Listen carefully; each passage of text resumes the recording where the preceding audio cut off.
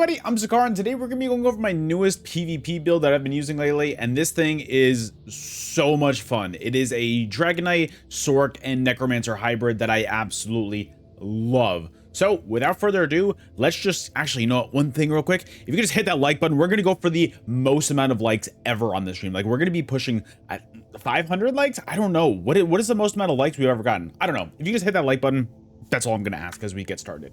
So we're going to be an Imperial on our Dragonite. I go back and forth between a few different characters. I go back and forth between an Imperial Dragonite. I have a Dark Elf Dragonite. So honestly, it's one of those things where just play whatever you have and then base your Mundus Stone around what the weaknesses are. So on my Imperial Dragonite, I have the Thief Mundus, right? But on my Dark Elf Dragonite, I used Serpent Mundus, I believe. So it's just one of those things that kind of helps me with my recovery, because Imperial is going to give me latent recovery and latent reduced cost on all of my abilities, but so I don't really need the Serpent on that, right? So I use Thief. So it's just one of those things where I just want to show you guys that race doesn't really matter too much in the end game. It does matter a little bit, but don't really sweat about it too much. It just, if you don't have Imperial or Dark Elf, let me know what you guys have, and I can try and help you guys with whatever your Mundus would be. That way it helps whatever you're missing on that. So moving on, we also have 26 points into health and 38 points into stamina to give us a max magic pool of 16.5k, a max health pool of 28.4k. We don't have our food on right now. Yeah. Our food wasn't on. Our max health pool of 32.8k, much better, and a max stam pool of 21.9k. So that's nice, great chunky stats. I like that a lot. Also, like I said, Thief, Mundus Stone, Jewels of Misrule as our food. And honestly, I'm kind of skipping on the Vampire lately. One of my friends told me, he was like, hey, I'm not really using Vampire right now, and I trust him. And so I was like, oh, that's weird. He's like, yeah, you don't really, if you're getting hit really hard, the difference doesn't really make a difference. And that sustain difference makes a world of difference. So honestly, I'm not even being a vampire nowadays. Like I'm not doing that stage 3 stuff anymore. So I'm about to just cure my vampirism on this character because I don't really need it anymore personally. So let's move on to our gear. Our helmet and shoulders, our monster set, is going to be Roxa. Our head is going to be a heavy reinforced helmet, and our shoulders are going to be medium impen. Roxa, it's basically just going to give you a bunch of recovery, and it basically maxes out at 30 stacks, which is at 30 seconds. So if you're in a long fight, once you hit that 30-second mark, you'll be completely fine, and you'll be able to be having all that recovery, and it really helps for your overall sustain. I really like Roxa right now. Pyrobrand is going to be our front bar set. I know I just put out another build with Pyrobrand, but guys, I can't stress enough how amazing this pressure is one of the best sets in the game right now, in my opinion. I love it so much. So Pyrobrand is going to be our heavy reinforced chest piece. Reinforced on our chest piece gives us the most amount of resistances possible, and it makes us really nice and tanky. So Pyrobrand is going to give you a line of offensive pen, 2 lines of weapon and spell damage, and then your light attacks are going to deal basically dot damage over 6 seconds. And then on top of that, your heavy attacks are going to consume your dots and then get a nice burst potential out there as well. And then on top of that, if that wasn't all good enough, the damage is going to scale on that heavy attack off of your higher weapon spell damage and is increased by 20% for each damage over time effect on the target, up to 60%. You don't really have too many dots on this character, but you do have Noxious, so you can increase that damage by 20%, which is very nice. Also, we're going to be using medium Pyrobrand hands in Impen, a light Rallying Cry sash in Divines. Rallying Cry, look, there's a reason why it's so meta. Crit is so unbelievably high and prevalent right now. Rallying Cry mitigates that as much as possible. So what it does is it gives you lines of crit chance, max magic, crit chance on your back bar, and then while you're healing, critically strikes while Battle Spirit is active. Basically, when I say Battle Spirit is active, means either in Imperial City, a duel, Cyrodiil, or Battlegrounds. Those are the only 4 conditions. There's nowhere else that you can get Battle Spirit, so you can't really run this in PvE. Critically healing yourself or an ally is going to give you 1650 crit resist and 300 weapon and spell damage, as well as your allies as well, to any allies that are within 12 meters of you. So you want to be closer to your allies, but I mean, if you're running solo, this is great because you're going to get the full effect. The more allies you have, the less that effect takes. So you want to kind of run this while you're not really in the biggest of group. It helps a lot. Also, heavy reinforced legs of the trainee. This is going to give your max health up as high as possible. You have one extra slot when you do a front bar, back bar kind of setup, and this is the best way to go about that. Medium pyrobrand feet in impen. Medium, yeah. Sorry, I was like, wait, what is that? And then for our mythic, we're going to be using monomyth with a weapon and spell damage enchantment and a protective trait. Oh my god, I'm forgetting all my words today. We're going to be doing triple protective because to me, triple protective is the way to go. Monomyth is the best mythic in the game right now, bar none in my opinion. I don't think anything even comes close to this. It is so good. So if you have the DLC, definitely make sure you get this. If you don't have the DLC, some suitable replacements would be something like Markin, I think is very good. Death Dealer's Fate is very good as well. And even Satan the Seducer. Those are the three that I would pick if you don't have Monomyth. But I definitely think that Monomyth is best in slot out of all of those. I think it is better than all three of those other ones. But if you don't have them, I think those are some good alternatives. What it does is while in combat on your front bar, you're going to get Major Force and Minor Berserk. That's a lot of damage, dude. Major Force, I think people don't understand how good Major Force is. It is probably the best major buff in the game. So strong. Between that, we're also going to have Race Against Time on here. So we're going to have Major Minor Force. That's so much crit damage right there. Unbelievable. Super high damage. Love it. And then on your back bar, you're going to be getting, but you also have Minor Vulnerability, which is like, okay, you have a little bit of extra damage taken. That's fine. Then while in combat on your back bar, you're going to be getting Major Protection and Minor Vitality. So it's going to make your tanky. It's going to also increase your heals as well, but it's going to also apply Minor Timidity to you, which is going to reduce your ultimate every 1.5 seconds by 1, which is like, it's nothing in the long run. Just keep on light attacking and you'll outpace it any day of the week. So it's nice. Doesn't matter. All right, so moving on, our next two pieces of jewelry are both going to be Rallying Cry. Our ring and necklace are going to be the exact same thing. Both are going to be protected with weapon and spell damage enchantments on it as well. We're also going to be using for our main hand, our front bar is going to be Pyrobrand Maces. Main hand is going to be Nirnhoned with a shock damage enchantment on it. Our offhand is going to be charged with a physical damage enchantment on it because that's going to restore our stamina as much as possible. Our back bar is going to be Rallying Cry Resto Staff with the defending trait on it as well. That way we can get that resistances up as high as possible because, in my opinion, that's the best way to go.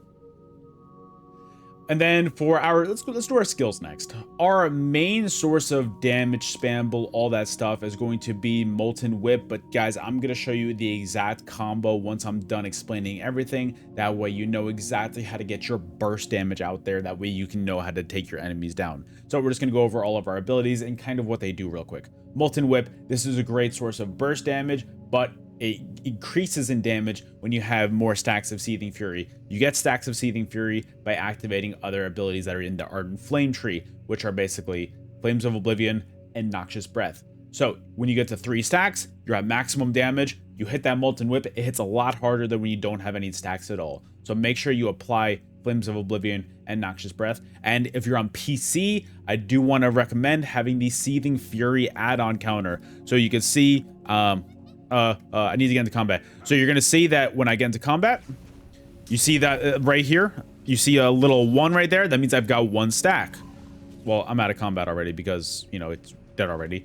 But it shows that I have 1 stack and it shows how long it lasts for. So that's really nice. It'll show when I get to 2 stacks, 3 stacks. So if you're on PC, I do recommend that Seething Fury counter. Where is it? Right here. Add-ons. Right here. Let me remove my webcam for a second. So as you can see, Seething Fury counter, you can customize the colors and everything. I definitely recommend it. Very, very, very good. Highly recommend. It helps me out so much all the time. I know.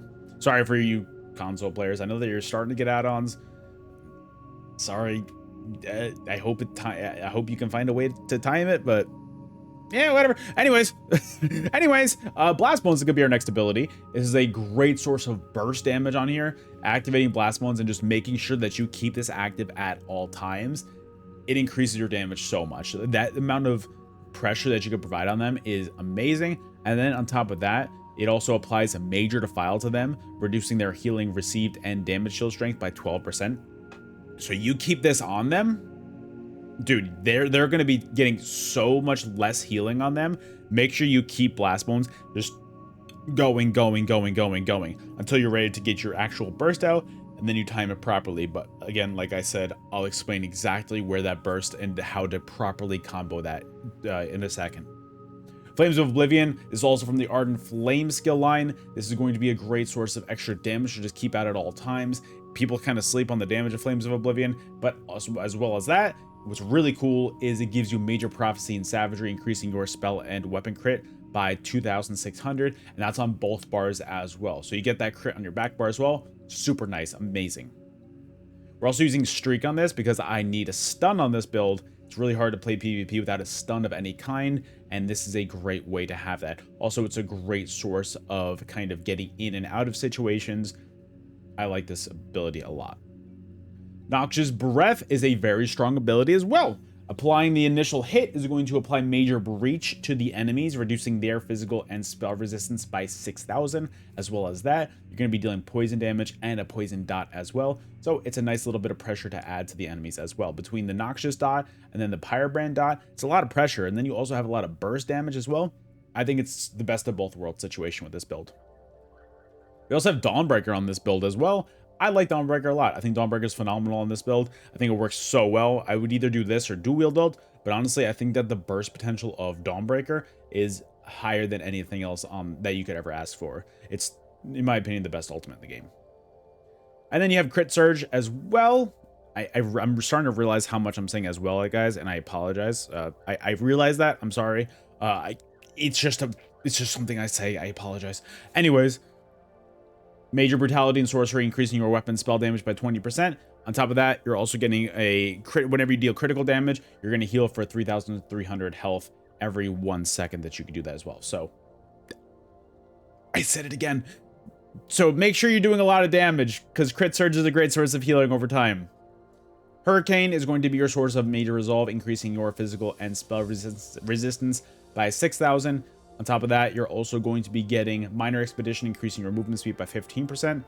And it's also going to give you a nice little AoE around you that does damage every 2 seconds, which, look, that can crit. So that can apply your Crit Surge crit and give you some heals. Just saying.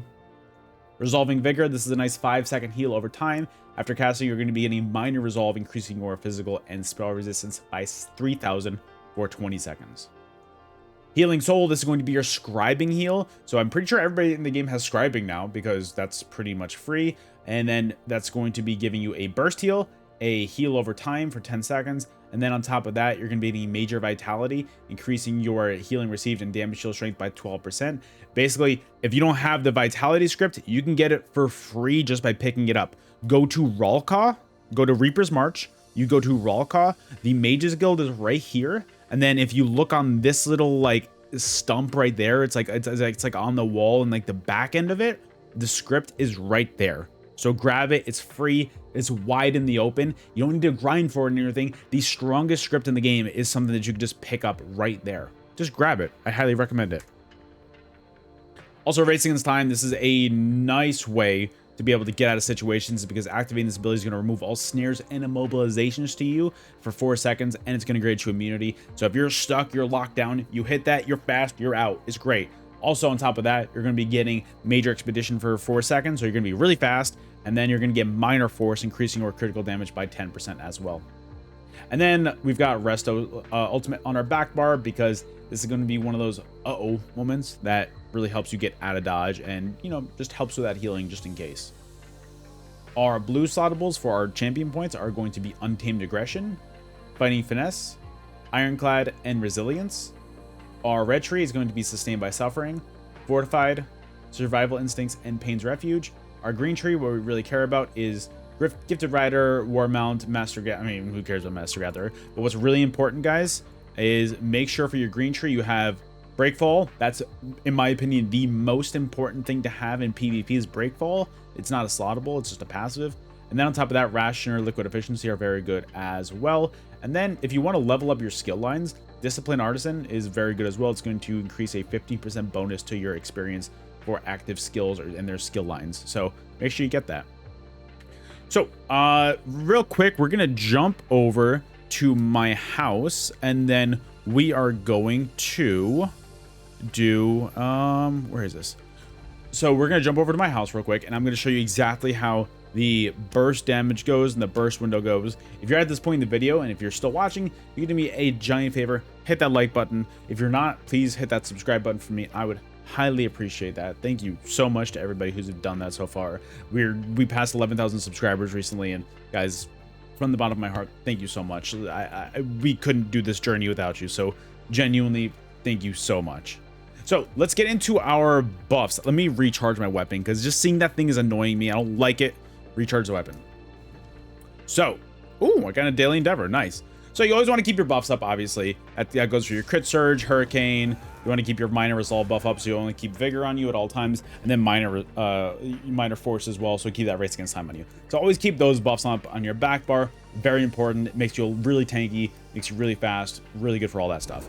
So the best way that I start off most of my fights is I throw out my blast bones first, and then I do a light attack, because the light attack is going to activate my Pyrebrand damage into a noxious breath, because noxious breath applies major breach. You're gonna be hitting them a lot harder afterwards. Plus the Pyrebrand dot and the noxious dot taking effect is a lot of damage, and it's nice over time. So we're gonna start with blast bones into light attack into noxious. Then I do another light attack and I hit my Flames of Oblivion, because Flames of Oblivion being active, now it's going to activate every 5 seconds, and that's a great source of damage. And now I've got 2 stacks of Seething Fury. So I throw out another Blast Bones, and then I just activate either Flames of Oblivion real quick or Noxious one more time. So now we have 3 stacks of Seething Fury.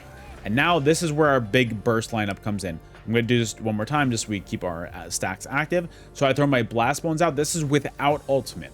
I throw my Blast Bones out, Streak, Light Attack into Whip. And if you have a 3-stack whip, they're going to be stunned. So that amount of damage right there is amazing, because a Blast Bones directly not being blocked, plus a streak into a light attack, which is going to apply my Pyrebrand damage right away, because you can always reapply Pyrebrand on every single light attack. A light attack into a 3-stack whip. Guys, that is so much damage. And then from there, what I do is I their enemies will be like kind of at either low health or basically be dead. And then at that point, enemies are going to try and start to panic and roll dodge. And Noxious goes through roll dodge. So that's a great way to go through that. And that's a great way to kind of secure that kill. And then with your ultimate as well, the way you want to do it now that you have a Dawnbreaker up, is you want to hit your Blast Bones and then light attack and Dawnbreaker whip. That's simple. And somebody taking a Dawnbreaker, Blast Bones, and a 3-stack whip to the face, that's most likely going to be more than most people can handle. So that's kind of your entire burst window. So just think about that going forward. So guys, I just want to say thank you so much for watching. I hope that you enjoyed. Like I said before, if you did, hit that like button for me. I'd really appreciate it. Thank you guys so much for watching, and I'll see you guys on the next video. Later.